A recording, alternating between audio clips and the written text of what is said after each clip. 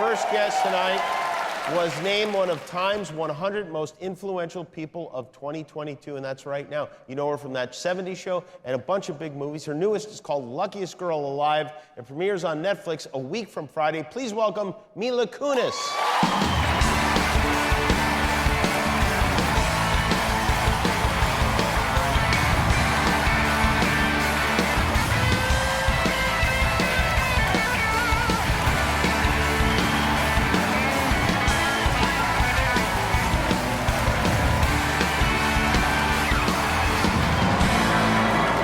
Thank you for being here in Brooklyn. You look fantastic. You look great.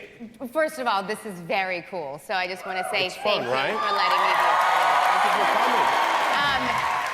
coming. Okay, I know we have things that we need to talk about that we... Very important things, yeah. Okay. Sure. I did ask your producer, I was like, can I just tell him what just happened to me? And they were like, yeah, okay, just walk in there and tell him. What happened? Okay. Oh, no. No, it's fine, I'm clothed. So what happened was you go on these press tours and you do your wardrobe fitting, wherever in LA, and then they pack things up for you and like, this is for this show, this is for this show, for the premiere, whatever. You never really talk about it ever again, but they usually set it all up so that all the clothing is with you. So I show up here and I open my garment bag to put on this dress and this shoes, but there's no bra, no underwear, and no socks. Why I wasn't wearing those garments either is a whole other story, which we can get into at a later time. But I looked around and I went, I think we have a problem.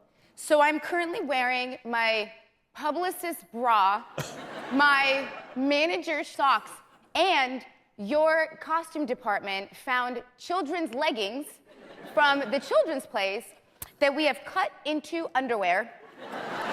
So I am wearing children's underwear, Cami Curtis socks, and Melissa's bra. Wow. Yeah. So here's the thing, it's see-through. It wouldn't matter. Like, none of this would actually matter except that it's a see-through dress. can we bring Melissa out here right Yes. now? Anyways, that was what just happened. That's so I interesting. just wanted everybody to look know. glimpse behind the scenes. It's not Yeah. easy to be glamorous. Or a publicist. Yeah, or a manager. Or a children's place pant. You seem like you could be a New Yorker, but you're not a New Yorker, right? No, I'm not. You're not. I was, what? Woo-hoo. Someone booed you. Well, What's wrong with your audience? Well, Very they're New York of you. Yorkers. I mean, Very it's New Brooklyn. York. I'm sorry. Well, you won't like the rest of this interview. I was born in Ukraine. Right? And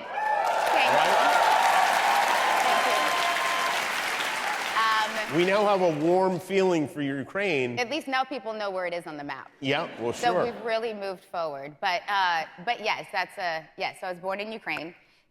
But when I came to the States, I came through New York. Except I think we were hold on. It was like Queens. Oh. And you put up in hold on. And then you put up in like a hotel to go through like your medical checks to make sure that you can be entered into the country. Really? But it's next to a cemetery. This is what I remember. Someone can go and do research in the internet and figure out where I was. But what I recall is a cemetery across the street and this weird hotel that I was in. But I did have a burger for the first time in New York and a Coca-Cola. Oh, for your first time, you remember that? I do. Yeah. That's a pretty great memory. Did you have Yeah. pizza for the first time here in New York? Are you ready? No. I know. Boy, this audience is something. God, it's fun. Okay, no, I did not have pizza in New York. Okay, well, this won't really make up for it, but my dad delivered pizzas growing up. He did? He did, but in LA, so I ate a lot. That's mean. LA has perfectly fine pizzas, guys. It's a... What pizza place? Well, now you... Well... Hold on, you know what? Now... You know what? I am wearing children's underwear for you. Okay? They've turned. How quickly? Now just hold on before there's judgment on types of pizzas. I love that your dad comes to this country to make a better life for his family. he is an adult man delivering pizzas just to try to get to build a better life, and you guys boo him. I know, guys. But there's more to this story. Oh, there is? Just to get another boo. Oh. It was Domino's pizza. Oh. I know. This is like, it's like a symphony of boos and ahs. Yeah, that's not really pizza. I mean, that's, it's Domino's, in a pinch, it's fine. You really don't like, but you have this thing with pizzas. Like, you're like, nah, it has Yes, to be I thin have crust and something like called taste. Wait a minute. Even after your dad worked for Domino's for 2 years, you still like Domino's pizza? Oh, no, I hated pizza. I mean, I hate pizza. You hate pizza? I know. Guys, boo, boo! I did it! I'm out of here! Okay. Wow. Look, just give me a second. Do you hate babies and puppies, too? Well, some of them. What is it that you hate about pizza? Okay, I'll tell you. I had it every day for a year, possibly more. And I think that anytime it was too much because we were so poor that my dad would make us pizza for dinner. And he tried really hard to get creative, but he can only be so creative. And so my brother came out of it loving pizza, and my mom and I to this day are like, ugh, pizza. I'll choke it down because my kids like pizza, my husband likes pizza, but I'm never the person that goes, you know what I feel like? Pizza. But here's the irony, guys. My husband, for our anniversary, got me a pizza oven. Did he really? Yes. Yes, he did. Well, you know what? Yes, he did. He's always been a prankster. I know. So now, not only do I not like pizza, I make them. Mila Kunis is here. Her new movie is called Luckiest Girl Alive. We'll be right back. Very sharp. And she ain't cheap, but she is the superior blade. Well, baby, we can't start married life with inferior blades.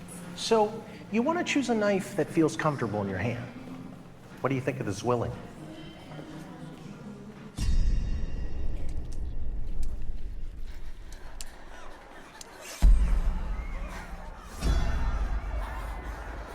Snap out of it, psycho.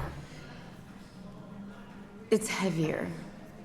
That is Mila Kunis in Luckiest Girl Alive, our new Netflix movie. It comes out on Friday, based on a book of the same title. Yeah. A book I assume you read and said, oh, this would be a good film. That's assuming I read books. Okay. That was like a cheap joke. That was so... No, Do you read books? Yeah, I read books. Man, I'm such a nerd. I did read this book, but I read this book in real time, so it was like 7 years ago. And so by the time that I got the script, the title seemed familiar, so I assumed that I had read the script earlier. So I Googled the title, and I was like, oh, wait, this was the book that I thought about. So it really made an impression on you. Yes, it did. No, you know what? It was during that period of time where it was a lot of and then the girl ... books. It was during a certain period of time, but what I remembered about this one was that it was based on a true story. And so, but I couldn't remember what the twists were. And so when I read the script, I did read it a little bit more with oh, that's right, that did happen. Is this the kind of book that you worry that people who love the book are going to compare to the movie and go, they didn't have that exactly right, that kind of thing? For sure, because a lot of it's different, including the ending. But... Oh, the ending is different. Yeah, the ending's different. Our saving grace, I hope, is that the writer of the book is the same as the writer of the script. I see. And so it is her voice, it is her story, and it's just changed with the times. And did you play a part in picking the girl who plays you as a kid, as a high school kid? Who's awesome in it. That's got to be a strange experience to have, right? Well, only because you feel old. Oh, I see. So I will say, I've always been the younger person in movies. I've been the flashback. Right. And then all of a sudden I was like, oh. And so I had that realization. So that was a little bit of a, but as far as going through the thousands of actresses, that was such a fun, and I felt so fortunate to be able to do that. I read that you did not go to your senior prom when you were in high school. I did not. Why did you not go to your senior prom? Because I was shooting 70 show that night. So you didn't go to the prom because you were working on TV? Yes. I didn't go to the prom because I was watching TV. Actually, it's not really why it's not why I didn't go to the prom, but I did watch TV that night. I remember watching The Fall Guy. Were you watching TGIF? No, I watched The Fall Guy on CBS, starring Lee Majors. I remember it vividly and really realizing that my life was not that much fun. But this is not about me. This is about you because I feel like somebody like you absolutely should have had a senior prom. And I was wondering if you would be interested in a senior prom type experience. Well, I would love it. Well, Jimmy. bring down the lights then, because we've got some making up to do. First of all, we have I picked What out a is dress that? for you. Little did you know you'd be getting more clothes here. So this should be Do I have pretty. to put this on? Well, you don't have to, but Is this an 80s prom? well, no, it's hopefully. I'm not that old. What you were? What 2001? We've determined. Is that your? Yeah. Okay. All right. I'll go ahead and. Oh yeah. Sorry. Excuse me here. Oh hey. Well, look at that.